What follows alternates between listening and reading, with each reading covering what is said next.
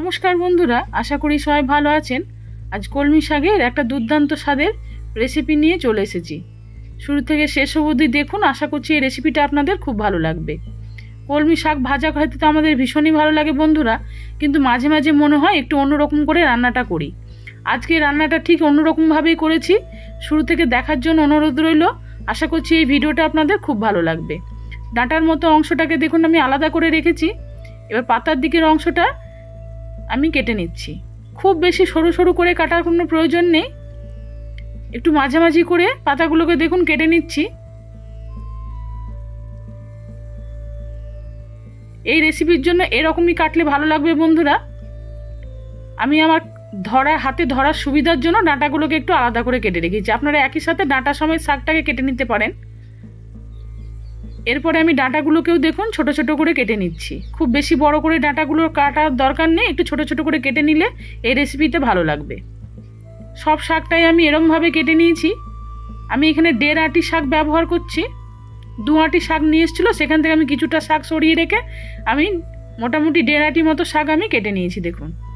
এবার শাকটাকে কিন্তু আরও 2-3 বার ভালো করে জল পাল্টে আমি ধুয়ে রেখে দিয়েছি। একটা বাটির মধ্যে ঝুঁটিতে রেখে দিয়েছি যাতে শাকের সব জলটা ঝরে যায়। অন্যদিকে দেখুন আমি সবজিগুলো আমার আগের থেকে কাটা হয়ে গেছে।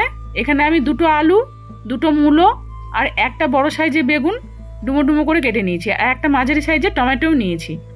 কড়াইতে দিয়ে দিচ্ছি পরিমাণ মতো সর্ষের তেল। এই রেসিপি সর্ষের তেলে ভালো লাগে বন্ধুরা। এবার আগের থেকে লবণ হলুদ মাখিয়ে রাখা 200 গ্রাম মতো চিংড়ি মাছ ছিল, কুচো চিংড়ি যেটাকে বলে, পুকুরের চিংড়ি, একদম জ্যান্ত চিংড়ি বন্ধুরা। সেই চিংড়ি মাছটা আজকে রেসিপিতে আমি ব্যবহার করছি। আপনারা যে কোনো চিংড়ি মাছ ব্যবহার করতে পারেন, পুকুরের চিংড়ি মাছ বা সমুদ্রের চিংড়ি মাছ, কিন্তু দেখবেন চিংড়ি মাছটা যেন একটু ছোট হয়, তাহলে এই রেসিপিটা খেতে খুব ভালো হবে। মাছটা ভাজা হয়ে গেছে, এটাকে তুলে নিয়ে এবার ওই তেলের মধ্যে আমি আলু আর মূলোটাকে একসাথে ভেজে নেব।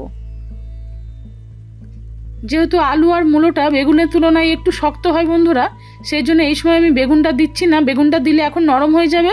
শুধু আলু আর মূলোটাকে দিয়ে একটু হাই ফ্লেমে 1-2 মিনিট নেড়ে নিয়ে আমি ঢাকা দিয়ে দিয়েছি লো হিটে 2 মিনিটের জন্য। ফিরে আসছি 2 মিনিট পরে। আলু আর মূলোটা খুব সুন্দরভাবে দেখুন ভাজা হয়ে গেছে। এই সময় আমি বেগুনগুলোকে দিয়ে দিচ্ছি। এরপর একই সাথে আলু মূলো বেগুন আরও একবার একটু নেড়ে দিয়ে একটু ভেজে নিতে হবে। সবজির মধ্যে দিয়ে দিচ্ছি সামান্য পরিমাণ একটু হলুদ আর খুব সামান্য একটু লবণ। হলুদ এবং লবণ পরে ব্যবহার করব বলে এখন তুলনামূলক একটু কম দিয়েছি বন্ধুরা। এরপরে আরও একবার একটু নেড়ে দিতে হবে। 2-1 মিনিট নাড়তে নাড়তে দেখুন বেগুনগুলো খুব ভালোভাবে ভাজা হয়ে গেছে। এই সময় আমি সবজিটাকে তুলে নিচ্ছি। এরপর কড়াইতে দিয়ে দিচ্ছি আবার পরিমাণ মতো সর্ষের তেল। ফোড়নে দিয়ে দিচ্ছি একটা শুকনো লঙ্কা আর 1/2 চামচ মতো 5 ফোড়ন। দিয়ে দিলাম 1 চা চামচ মতো আদা কুচি আর 1 চামচ মতো রসুন কুচি। মাঝারি সাইজের একটা পেঁয়াজ আমি লম্বা করে একটু কুচি করে রেখেছিলাম, সেটাও দিয়ে দিলাম। এরপরে পেঁয়াজ আদা রসুন খুব ভালোভাবে একটু ভেজে নিতে হবে। হালকা যখন পেঁয়াজের মধ্যে রং চলে আসবে বন্ধুরা, সেই সময় দিয়ে দিতে হবে টমেটোটা। তারপরে আরও কিছুক্ষণ একটু নেড়ে নিতে হবে, প্রায় 1-2 মিনিট, যাতে খুব ভালোভাবে টমেটো পেঁয়াজ এগুলো ভাজা হয়ে যায়। পরিমাণ মতো দিয়ে দিচ্ছি এবার হলুদ আর 1/2 চামচ মতো দিয়েছি জিরে গুঁড়ো। আরও একবার মশলাটাকে এবার নেড়ে দিয়ে মশলাটাকে বেশ কিছুক্ষণ একটু কষার জন্য আমি সামান্য পরিমাণে একটু জল দিয়ে দিচ্ছি, যাতে মশলাটা তলায় পুড়ে না যায়। এরপর এটাকে ঢাকা দিয়ে আমি 2 মিনিট একটু কষে নেব। ফিরে আসছি 2 মিনিট পরে। মশলাটা খুব ভালোভাবে কষানো হয়ে গেছে। এখনও কিন্তু আমি এই পেঁয়াজের মধ্যে কোনো লবণ ব্যবহার করিনি বন্ধুরা। শাকটা দেওয়ার পর লবণটা ব্যবহার করব। সব শাকটা আমি এবার দেখুন দিয়ে দিয়েছি। শাকটা দেওয়ার পরে এবার পরিমাণ মতো লবণ দিয়ে দিচ্ছি। আর এই লবণ দেওয়াতে শাকটা থেকে জল বেরিয়ে আসবে আর শাকটা নাড়তে নাড়তে কড়াইয়ের তলাতে অনেকটাই বসে যাবে, এতে নাড়তেও একটু সুবিধা হবে। আমি 2-3 মিনিট এরকমভাবে আস্তে আস্তেই গ্যাসের ফ্লেমটা একটু মিডিয়ামে রেখে শাকটাকে নেড়ে দিয়েছি। এরপরে আমি এটাকে ঢাকা দিয়ে রান্না করে নেব আরও 2-3 মিনিট। ফিরে আসছি 2-3 মিনিট পরে। দেখুন শাক থেকে কতটা জল বেরিয়েছে বন্ধুরা। এই সময় দিয়ে দিচ্ছি ভেজে রাখা সবজিগুলো আর ভেজে রাখা চিংড়ি মাছ। এরপরে শাক সবজি খুব ভালোভাবে আরও একবার একটু কষে নিতে হবে। এই সময় গ্যাসের ফ্লেমটা আমি মিডিয়ামে রেখেছি বন্ধুরা। 2-3 মিনিট এইরকমভাবেই একটু কষে নিতে হবে সবজির সাথে শাকটাকে। আমি এখানে একটু স্বাদ বাড়ানোর জন্য সামান্য পরিমাণ চিনি দিচ্ছি এই রেসিপিতে। আপনারা না চাইলে নাও দিতে পারেন। আর দিয়ে দিচ্ছি কাঁচা লঙ্কা 2টো একটু চিড়ে নিয়ে দিয়ে দিলাম।